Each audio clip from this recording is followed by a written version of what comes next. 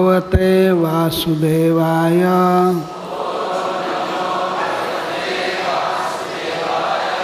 ओम नमो भगवते वासुदेवाय।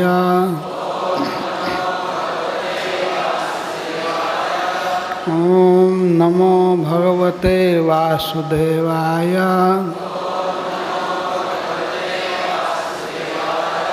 श्री शुक उवाच क्वचिद् वनाशाय मनो दधत् व्रजात्। क्वचिद् वनाशाय मनो दधत् व्रजात्। प्रातः समुत्थाय वयस्य वत्सपान् प्रबोधयन् सिंहरमेण चारुणा। विनिर्गतो वत्सपुरः सरोहरिः। तेनैव साकं पृथुका सहस्रशः। स्निग्धा सुसिग्वेत्र विषाणवेणवः। स्वान् स्वान् सहस्रो परिसंख्यान्वितान्। वत्सान् पुरस्कृत्य विनिर्जयुर्मुदा।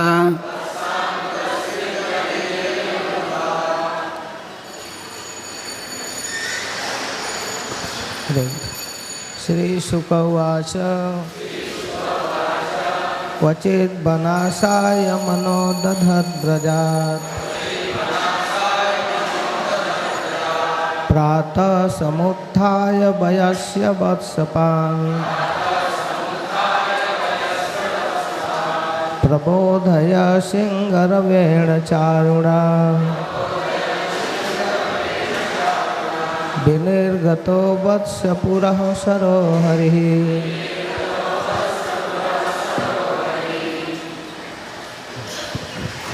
तेनैव साकं पृथुकः सहस्रशः।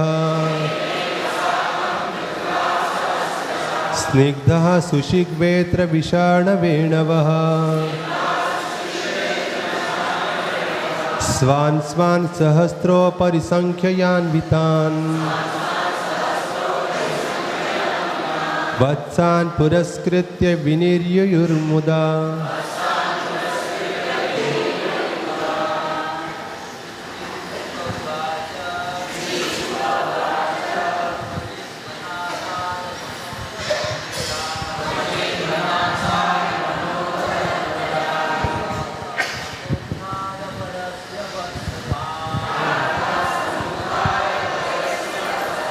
प्रबोधयन् शृङ्गरवेण चारुणा।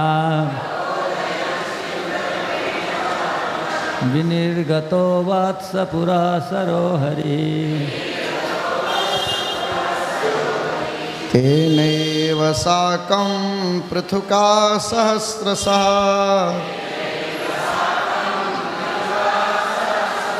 स्निग्धा सुसिग्वेत्र विषाणवेणवः। स्वान् स्वान् सहस्रो परिसंख्यान्वितान्।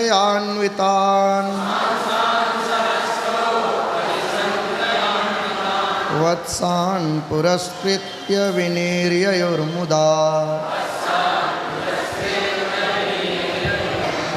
श्री शुक उवाच क्वचिद् वनाशाय मनो दधत् व्रजात्।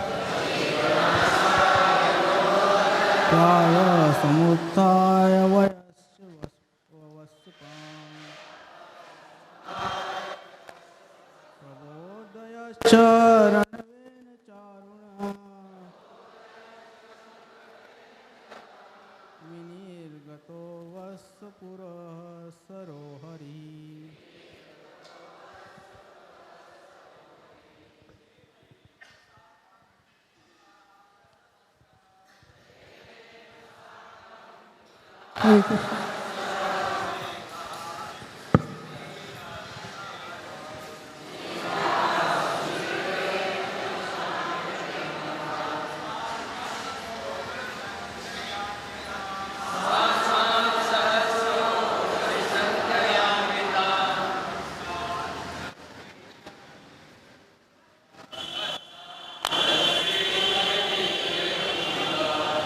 श्रीशुकोवाच वाचित्मनसाय मनो ददद्दा व्रजात् प्रातः समुत्थाय व्यस्वत्स्वान् प्रबोध्य शृङ्गन् वेणुचारुण विदिङ्गतो विनिर्गतो वत्सपुरा सरो हरि।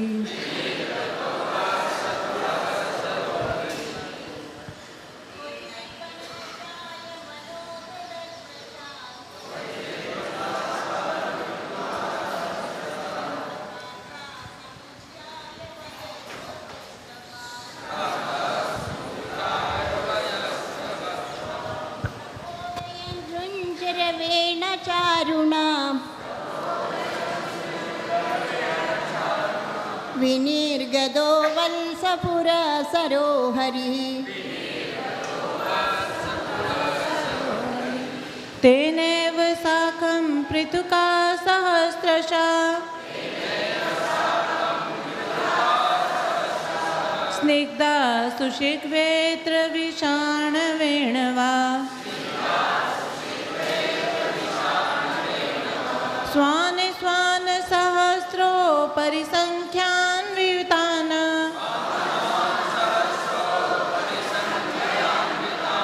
वत्सान् पुरस्कृत्य विनिर्युर्मुदा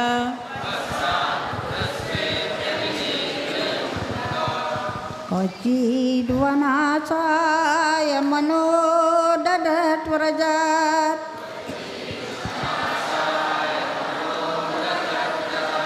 प्रातः समुत्थाय वयस्य वत्सपान्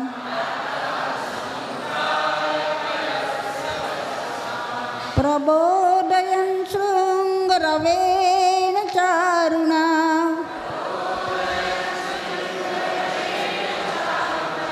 विनिर्गतो वत्सपुरा सरो हरि।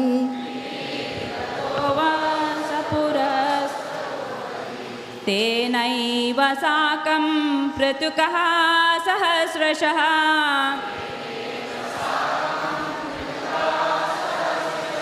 स्निग्धा सुशिग्वेत्र विषाणवेणवः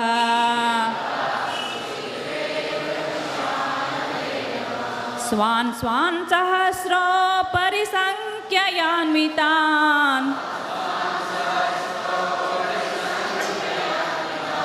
वत्सान् पुरस्कृत्य विनिर्ययुर्मुदा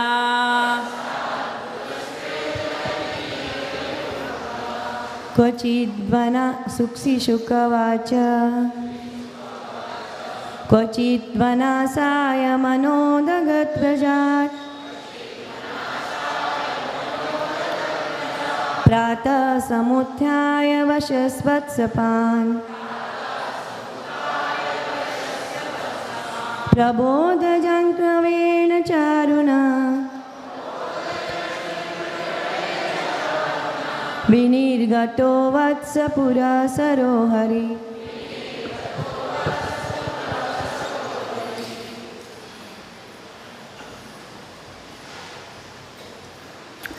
श्री शुक उवाच श्रील सुखदेव गोस्वामी ने कहा क्वचित किसी समय शरद ऋतु के किसी दिन वनाशाय वन में ही भोजन करने की इच्छा से मनोदधत संकल्प करके ब्रजात ब्रज से गांव से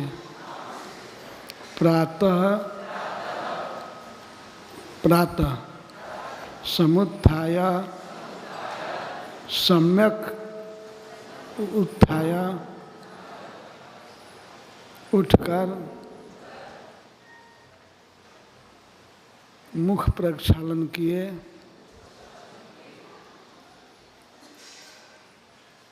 उसके बाद शुद्ध वस्त्र पहने, रात्रि वस्त्र त्याग करके स्वच्छ वस्त्र पहने, आभूषण धारण किए,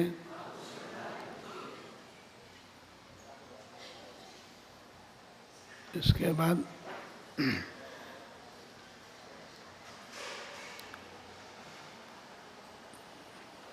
वत्स पुरः सरः, बछड़ों को आगे करके हरि सर्व मनोहर श्री कृष्ण ब्रजात, ब्रज से बाहर निकले, विनिर्गतः, बाहर निकले। श्री सुखदेव गोस्वामी भगवान की वत्स चारण लीला को कह रहे हैं। एक दिन, जिस दिन बलराम जी नहीं गए थे, प्रतिदिन श्री बलराम जाते थे, लेकिन आज एक विशेष लीला करनी है। इसीलिए भगवान ने सबको जगाया, पर श्री बलराम जी को नहीं। सबसे पहले वे स्वयं जग करके आनंद से मुख प्रक्षालन किए, वस्त्र पहने, आभूषण पहने और अपने खीरक से बछड़ों को निकाल करके गाड़ी में ले गए। और जहाँ जहाँ जिस सखा का घर पड़ता था, वहाँ वहाँ सिंह बजा करके सबको जगाने लगी।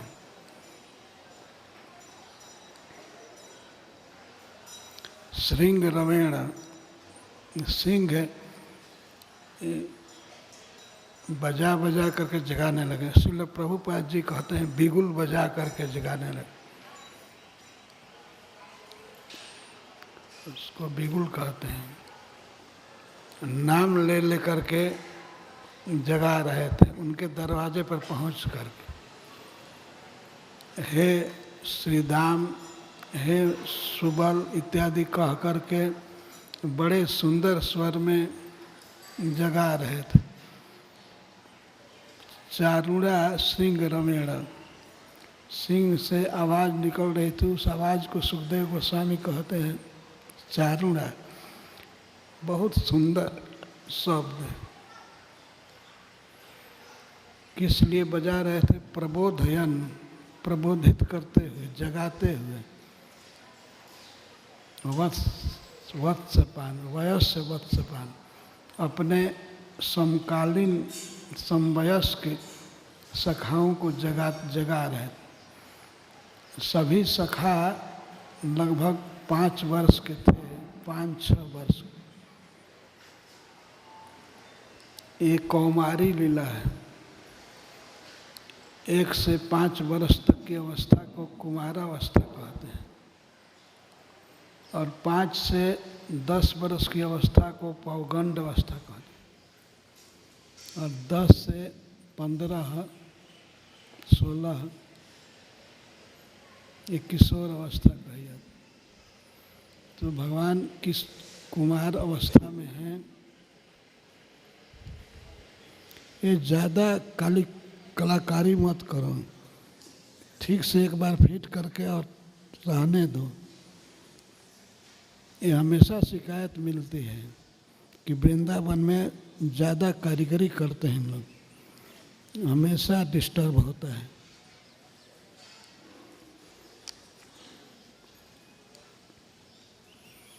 तो श्री भगवान की कुमार लीला को कह रहे हैं सुखदेव गोस्वामी।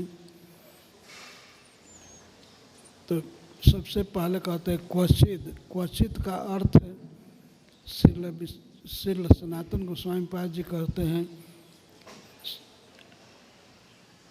शरद ऋतु में किसी दिन, क्वचित किसी दिन। वनाशाय मनो दधत, वन आशाय वन में ही भोजन करने की दृढ़ इच्छा की।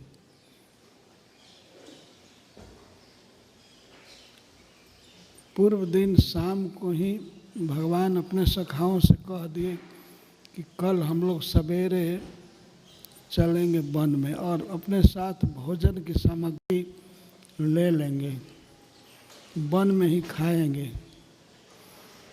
वन भोजन करेंगे। यह दृढ़ इच्छा करके भगवान अपने सखाओं से परामर्श कर लिए, कहे कि हम सवेरे सबको जगा देंगे, वन भोजन के लिए चलना है। तो प्रातः समुत्थाय, प्रातः बहुत जल्दी उठ कर सम्यक उत्थान करके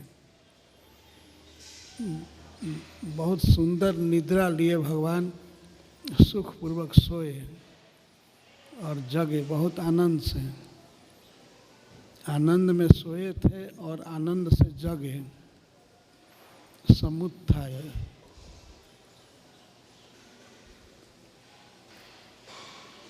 नींद अच्छी से पूरी हो गई थी और उठना जो हुआ भगवान का जगना, वह भी बड़ा आनंद से हुआ। समुत्थाय वयस्य वत्सपान, अपने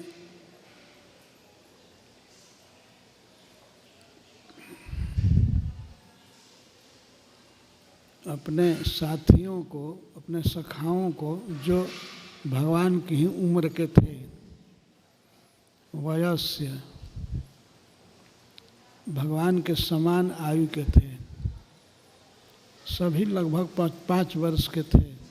4 वर्ष बीत गया था और 5वें वर्ष में वे पदार्पण कर रहे थे। सभी बच्चे लगभग 5 वर्ष के थे।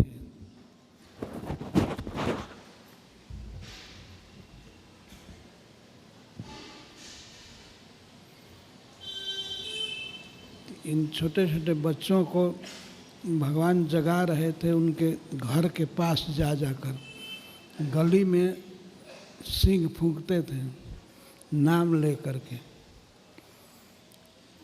तो जगह जगह जा रहे थे, नाम ले करके सबको पुकार रहे थे। वे सभी सखा तो बहुत प्रतीक्षा कर ही रहे थे पहले से ही, वे रात भर सोए नहीं।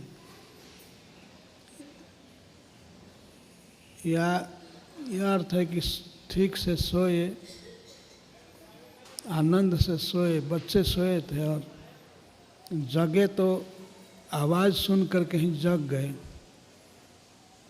सिंह की आवाज़ सुन करके बहुत आनंद से, भार नहीं मालूम हो रहा था। ऐसा नहीं जैसे आजकल के लोग जगते हैं तो सोचते हैं कि हम और सो लें। जगे तो परम आनंद में हो गए और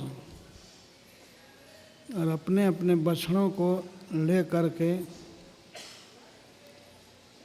निकल आए। निकल करके बछड़ों को आगे करके वे सभी मुदा आनंद से विनिर्जयु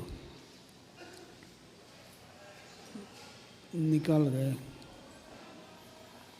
भगवान के लिए सुखदेव गोस्वामी कहते हैं विनिर्गतः, भगवान निकल गए और उनके साथ ही तेनैव साकम, तेनैव श्री कृष्ण के साथ ही, तेनैव साकम, साकम सह पृथुका सहस्रश, सहस्रों पृथुका बच्चे, गोप बालकगण विनिर्जयु निकल गए।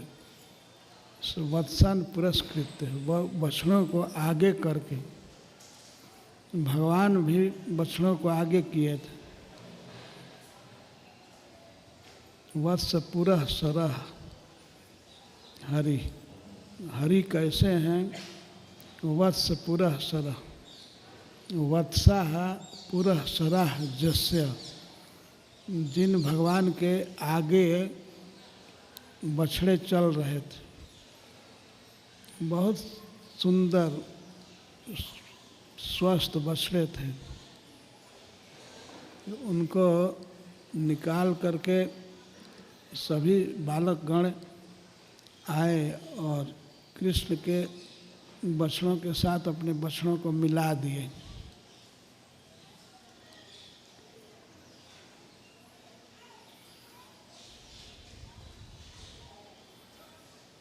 इसमें प्रबोधयन शब्द बड़ा महत्वपूर्ण है।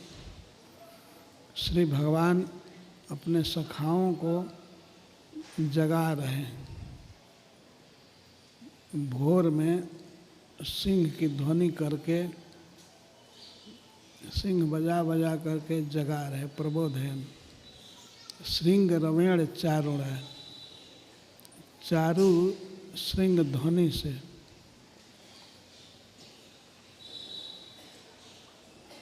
स्वयं भगवान बजा रहे हैं, वह ध्वनि परम सुंदर निकल रही। उसमें नाम बोल रहे हैं, हे श्रीदाम, हे मधुमंगल, हे सुबल, आओ हम वन के लिए निकल रहे हैं, तुम भी आ जाओ। भगवान को बहुत ज़्यादा बात नहीं कहनी पड़ी जगाने के लिए, इतना ही काफ़ी था। अहम वनम गच्छामि मया सह खेलितुम त्वम अपि आगच्छ, अब भी आ जाओ, हम जा रहे हैं वन में, हमारे साथ चलो। यही बात बोल रहे थे। यह ध्वनि बहुत सुंदर थी। श्रृंग रमेण चारुणा,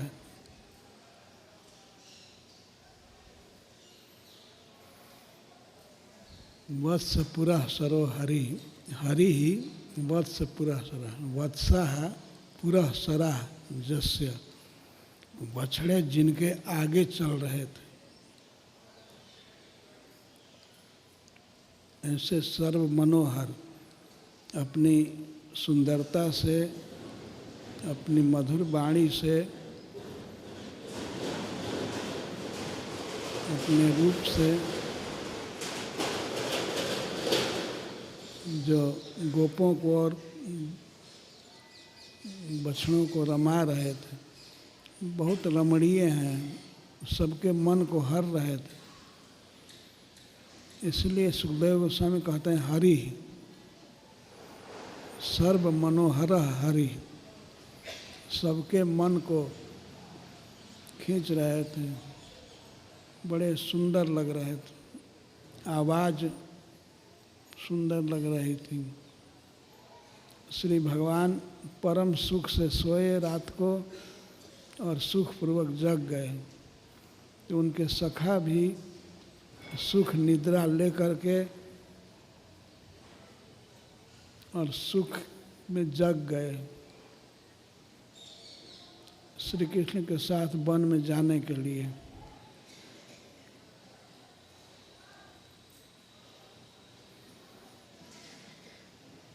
तेनैव साकं, तेना एवं श्री कृष्णेन एवं, श्री कृष्ण के साथ ही जाने के लिए पृथु का गोप कुमार गण सहस्रश, जो हजारों की संख्या में थे,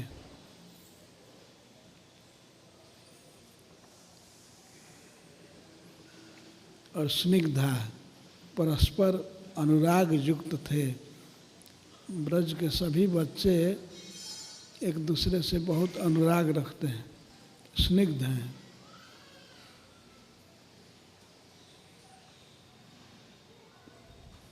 सुसिग वेत्र विषाण वेणवा, वे अपने अपने सामान को ले लिए। वन में ही भोजन करना था, इसीलिए सुसिग, सिक्के कहते हैं सिक्के को, जो टांगते हैं भोजन की सामग्री को, उसको सिक्के कहते हैं, सिक्के।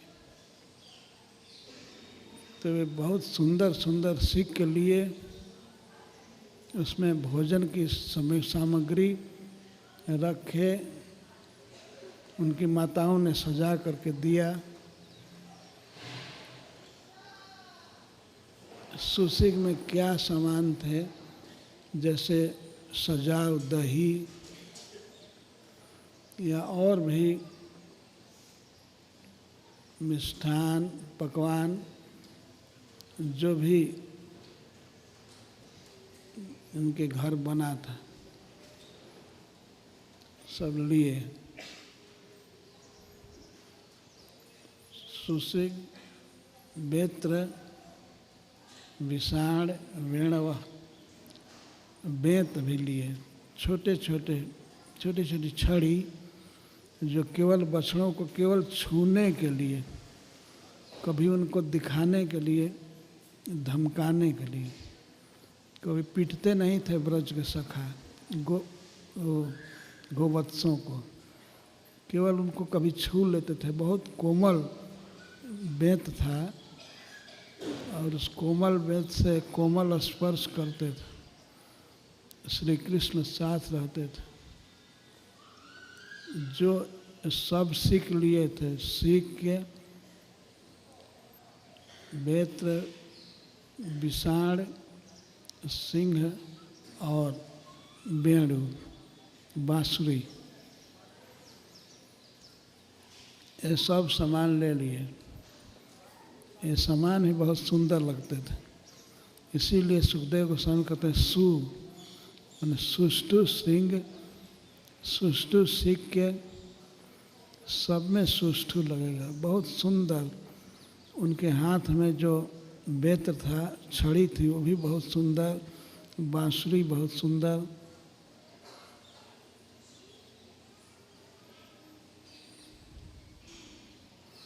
छोटे छोटे सिक्के थे, इसको लटका सकते थे वे। भोजपुरी में इसको सिकहर कहते हैं। बहुत सुंदर छोटे छोटे सिक्के। उसी सिक्के में दही है, भात है, मुख्य रूप से अचार है कई प्रकार का, और कई प्रकार की मिठाइयाँ भी हैं।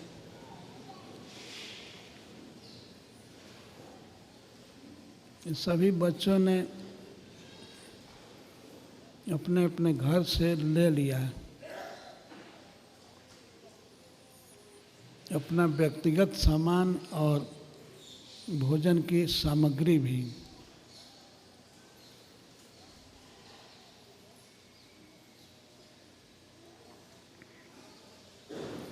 स्निग्धा सुसिग वेत्र विषाण वेणव,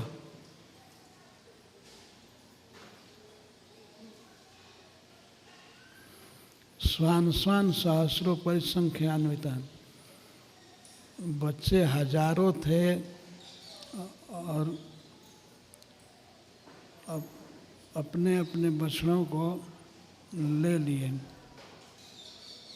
अनगिनत बछड़े थे, सहस्रों परिसंख्यान्वितान, सहस्र से ऊपर उनकी संख्या थी। श्रील प्रभुपाद जी कहते हैं, इसका अर्थ है अनगिनत, अनगिनत संख्या थी।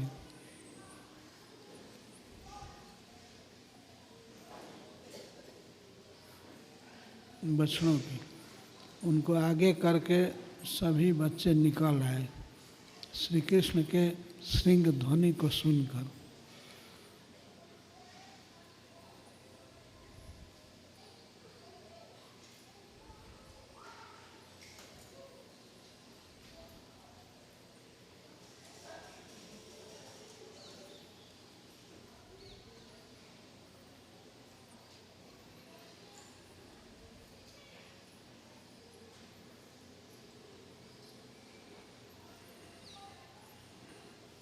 वत्सान पुरस्कृत विनिर्ययुर्मुदा, ये मुदा शब्द बता रहा है कि बच्चे परम सुख में थे, आनंद में थे। सुख की निद्रा लिए रात को और सुख पूर्वक निद्रा त्याग किए और श्री कृष्ण के साथ जाने लगे। बछड़े आगे चल रहे थे।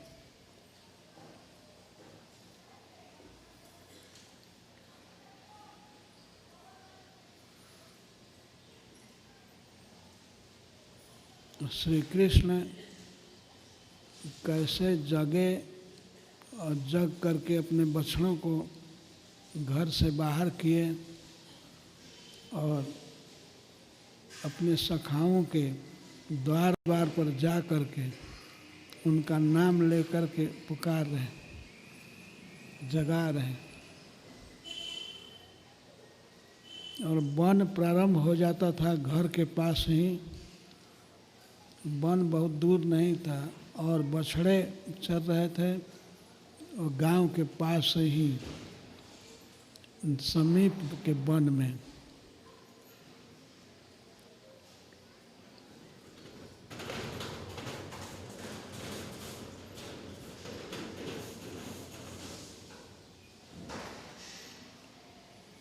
नंदगांव के पास ही वे चल रहे थे।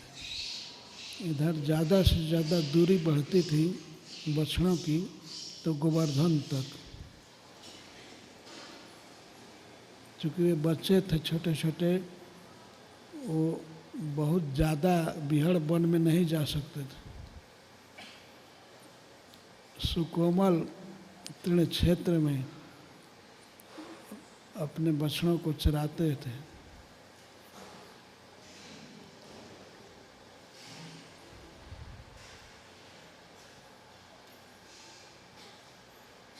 कृष्ण वत्सैर संख्यातिर्जुथीकृत स्वत्सका, अपने अपने बछड़ों को कृष्ण के बछड़ों में मिला दिए, जुथीकृत।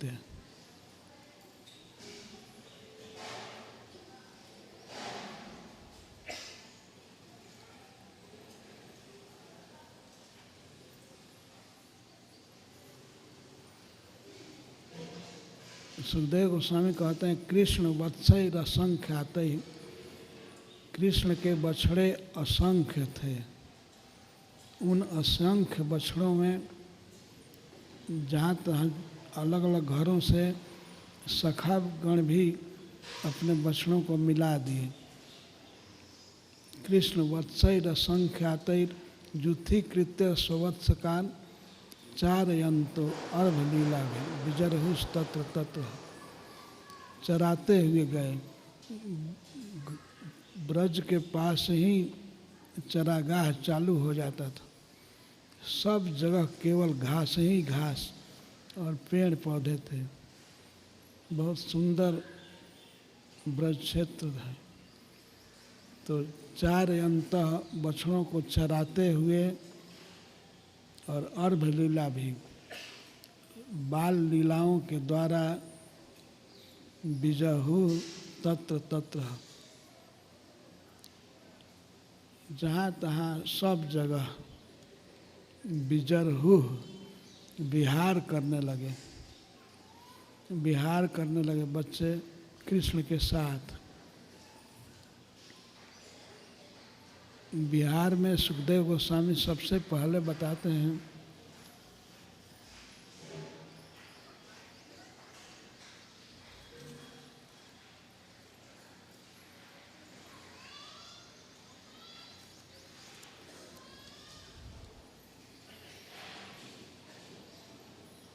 वन क्षेत्र प्रारंभ होने पर वन में फल प्रबाल स्तबकः,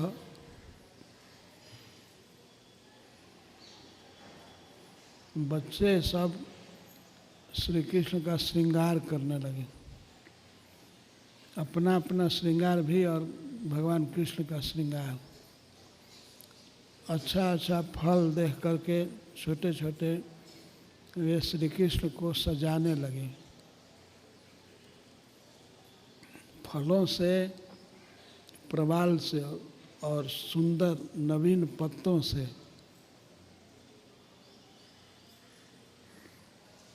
पुष्पों के गुच्छों से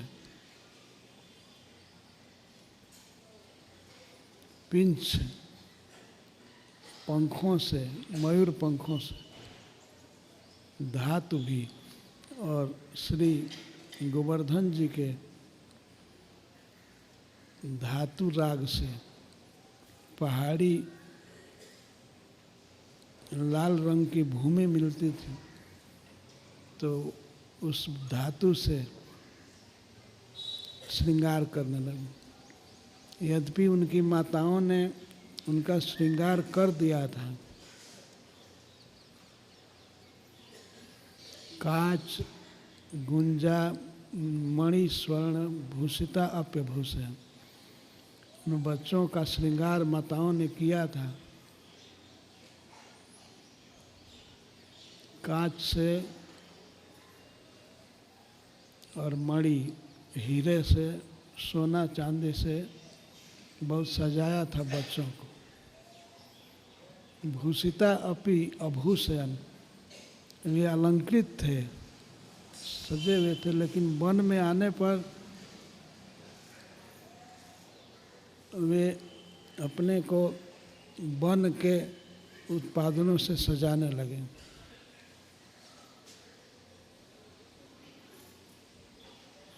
फल प्रवाल स्तबक सुमन पिंच धातु भी,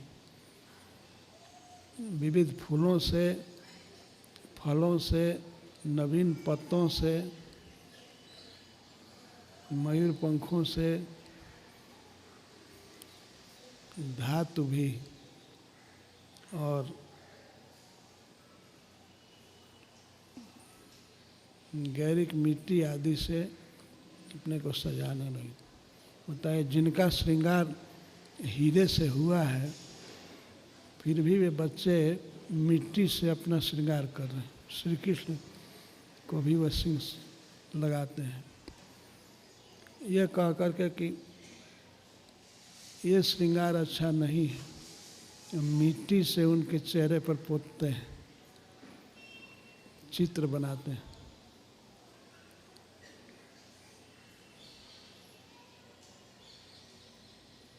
और फूल की माला पहनाते हैं, फूल खोसते हैं सिर में, बालों में।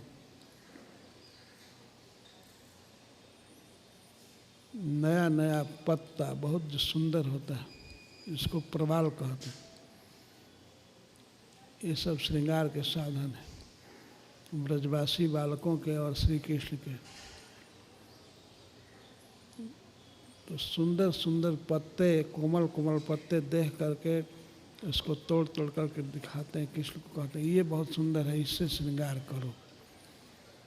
सबका मन केवल कृष्ण में लगा हुआ है। श्री कृष्ण कहते हैं नहीं, पहले अपना श्रृंगार करो।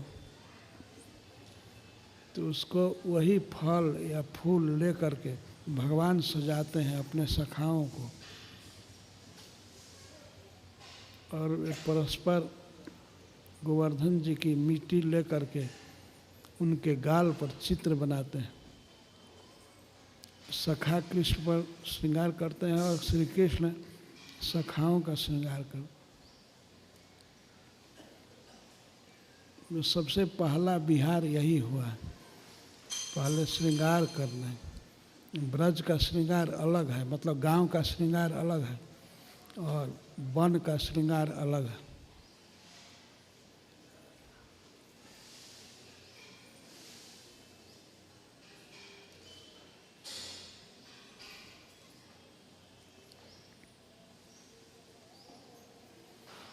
बछड़ों को चराते हुए अर्भ लीला भी, बाल लीला भी, बाल लीलाओं को करते हुए विहार करने लगे।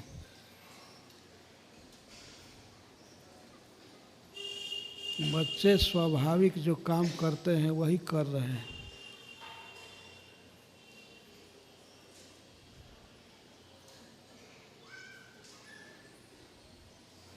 सबसे पहले वनोचित श्रृंगार हुआ। श्रृंगार होने के बाद वे सब जगह विहार करते थे।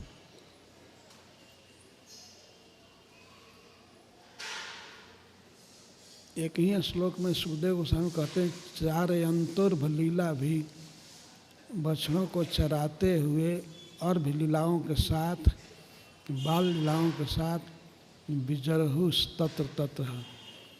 तत्र तत्र मतलब सर्वत्र, जहाँ तहाँ वे विहार करने लगे।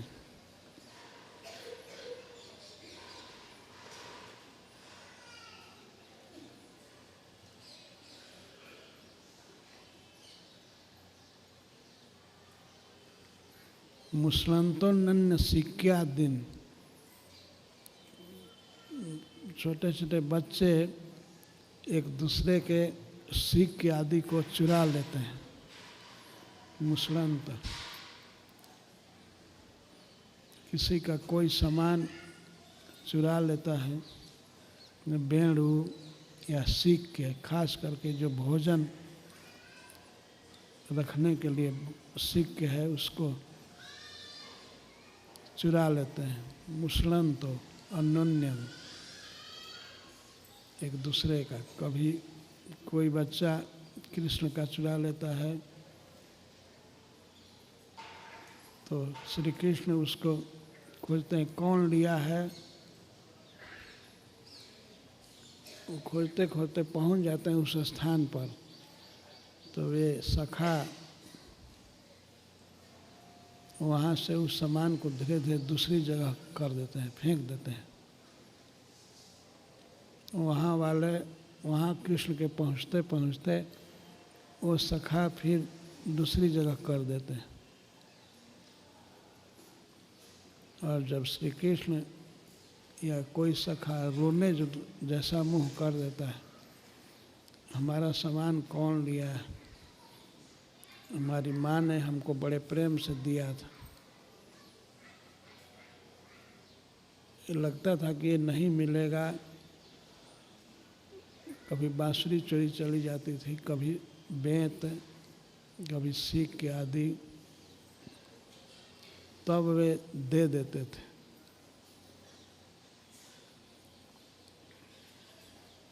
चुराते थे लेकिन उसको सदा के लिए नहीं,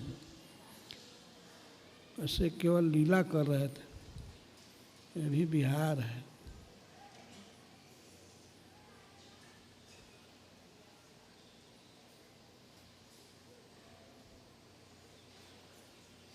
हमारा सामान कौन लिया है, मैं माँ से शिकायत करूँगा, जसोदा से कहूँगा या नंद बाबा से कहूँगा, ऐसा वे कहते थे बार बार।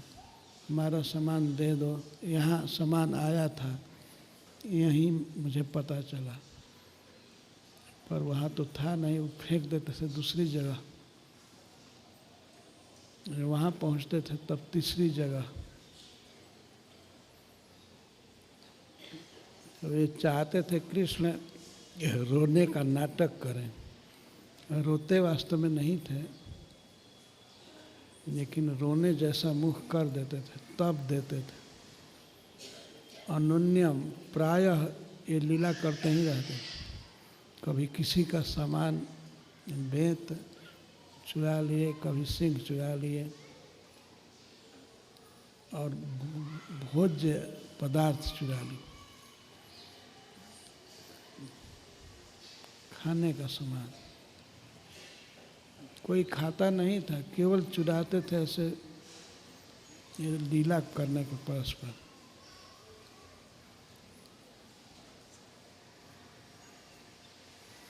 मुसलंतोन्य सिक्या दिन, ज्ञातान आराच चिक्षिप, पता चल जाता था कि यहाँ पर हमारा सामान है, तो तुरंत आरात चिक छिपो, उसको फेंक देते थे दूसरी जगह।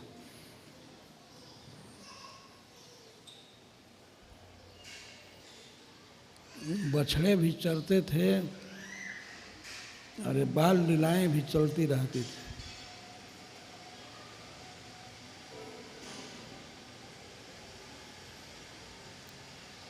चारयंत अर्भ लीला भी, विजरहु तत्र तत्र।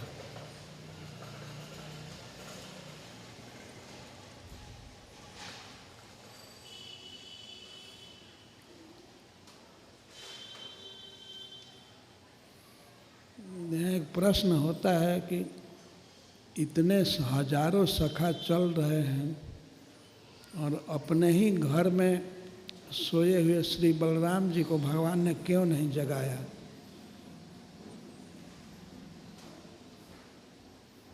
इसका कारण है श्री कृष्ण बलराम जी के कोटि कोटि प्राणों से अधिक प्रिय हैं और श्री कृष्ण की इच्छा को देखते रहना ये श्री बलराम जी का स्वभाव है। वो जान गए कि आज श्री कृष्ण हमको घर पर रखना चाहते हैं, तो वे अपने प्रियतम भगवान की इच्छा को पूरा करने के लिए आज वत्स चारण नहीं करने नहीं गए।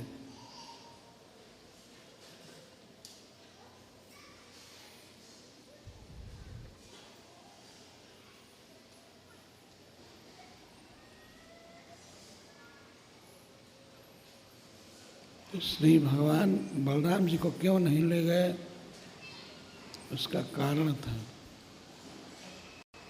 आज अघासुर का उद्धार करना है। वह विशाल पर्वत के रूप में अपने शरीर को बना लेगा, जिसे देह करके सखाओं को पर्वत होने का भ्रम हो जाएगा। श्री बलराम जी यदि रहते तो गोपों को इस भ्रम से बचा लेते, तो ये अजगर के मुख में प्रवेश नहीं कर पाते, तो श्री भगवान की ये लीला संपन्न नहीं हो पाती। इसीलिए बलराम जी के हृदय में भगवान ने प्रेरणा दिया कि घर पर ही रह जाए। ये हलधर हैं भी कभी कभी खेती का काम देखते थे, कोई विशेष खेत में विशेष काम होगा, भगवान ने कह दिया होगा यहाँ जरूरी है, तो उस दिन वत्सचारण के लिए वे गए नहीं, घर पर रह गए अपने खेत में काम करने के लिए। अन्यथा हल लेने का क्या मतलब होगा? हल केवल ढोने के लिए नहीं है।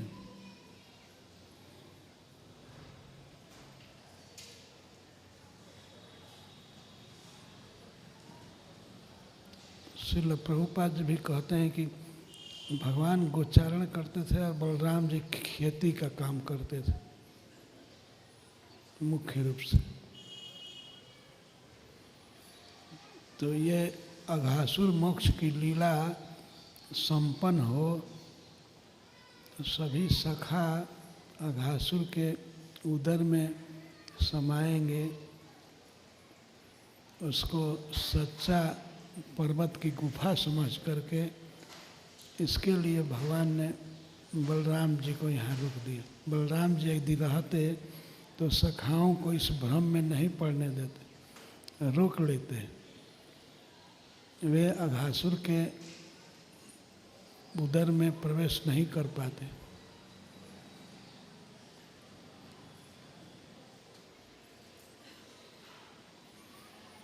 इसी तरह की एक लीला कालिए दमन में भी भगवान करेंगे। कालिए को जब कृष्ण पकड़ लिया तो सभी गोप सखा,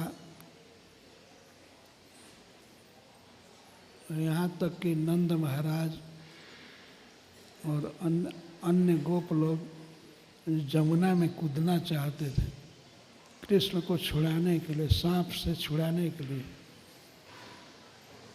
पर श्री बलराम जी सबको रोक लिए। जमुना के दह में कूदने नहीं दिए, किसी को जबरदस्ती रोक लिए बलपूर्वक, किसी को समझा करके।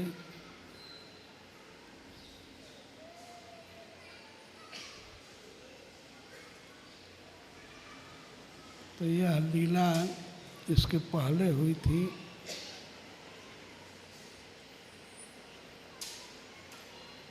श्री कृष्ण चाहते थे गोप सखा भ्रम में पड़ जाए, अजगर के आकृति में अघासुर के शरीर को वे पर्वत समझें और उसके खुले हुए मुख को गुफा समझ करके उसमें विहार करने के लिए चले जाएं। श्री बलराम जी रहते तो इस तरह की भ्रांति नहीं हो सकती थी। अतः यह लीला संपन्न नहीं होती।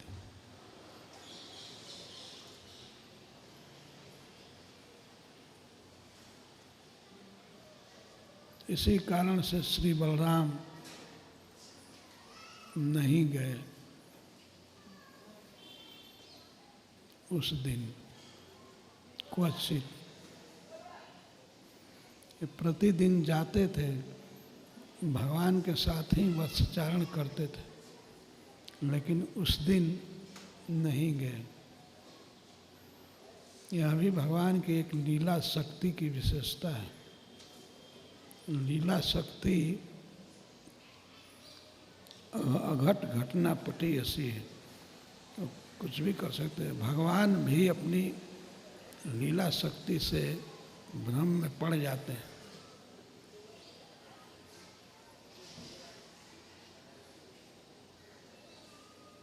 तो श्री बलराम जी यदि पड़ जाएं तो कौन आश्चर्य है।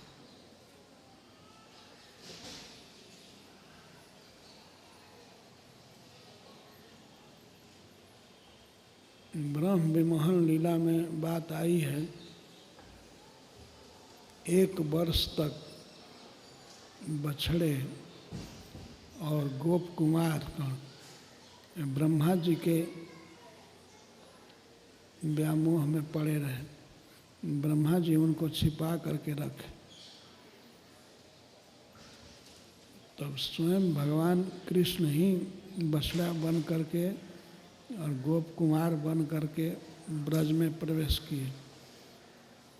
वे रोज वन में आते थे, विहार करते थे नाना प्रकार से, और शाम को घर पर चले जाते थे।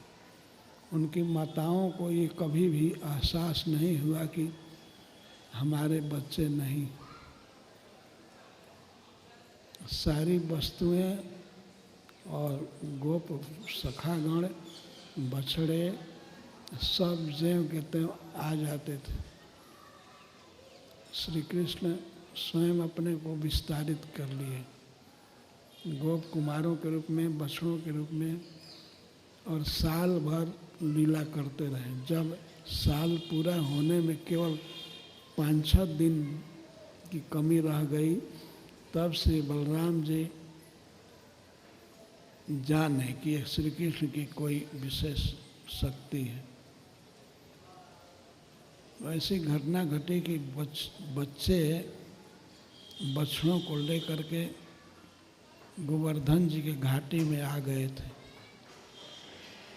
और गौएं गोवर्धन गिरिराज जी पर चढ़ रही थी।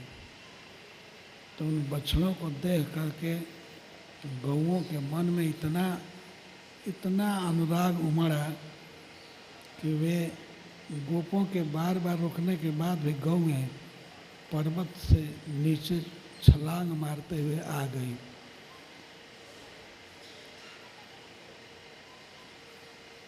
गोप लोग बड़े क्रुद्ध थे गौओं पर, आज इनको क्या हो गया, ये रोक नहीं रही। वास्तव में बछड़े शब्द कृष्ण थे, तो गौओं का इतना अनुराग हुआ बछड़ों के प्रति कि वे रुकी नहीं।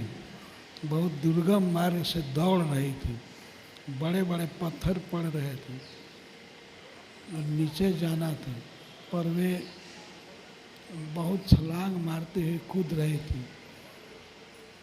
कितना भी गोप प्रयास किए, वे रुक नहीं पाई। आ गई नीचे, अपने बच्चों को दूध पिलाने लगी। ऐसे बच्चों को चाट रही थी कि लगता था कि निगल जाएगी शरीर को, इतना अनुराग बना।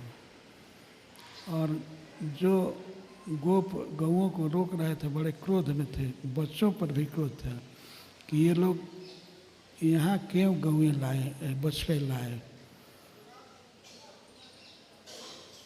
तो बच्चों पर भी क्रोध था, गौओं पर भी क्रोध था। लेकिन वे जब आए नीचे तो अपने अपने बच्चों को गोद में ले करके आँखों से आंसू बहाने लगे, क्योंकि बच्चे सब श्री कृष्ण हैं।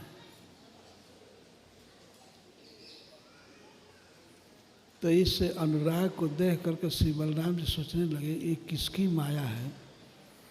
जितना श्री कृष्ण में प्रेम था पहले, उतना ही प्रेम अपने अपने बच्चों से है और गौओं का अपने बछड़ों से है। ये क्या बात है। तब चिंता में पड़ गए, श्री कृष्ण से पूछा उन्होंने ये क्यों इतना प्रेम बढ़ गया है बछड़ों गौओं का और गोपों का, अपने अपने पुत्रों में, अपने अपने बछड़ों में। तब भगवान ने कहा कि मैं ही बन गया हूँ बछड़ा है और गोप कुमार। तब बलराम जी का संशय दूर हुआ। साल भर के बाद, यद्यपि दोनों ब्रह्म हैं, बलराम जी और श्री कृष्ण दोनों ब्रह्म हैं, लेकिन फिर भी श्री कृष्ण में और बलराम जी में यह अंतर है। भगवान की माया मतलब उनकी मोहनी शक्ति सबको मोहित करती है।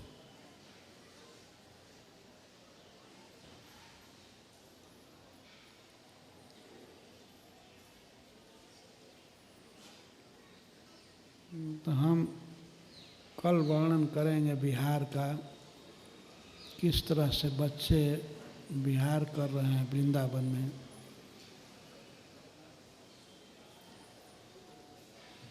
आज यहीं पर समापन करते हैं।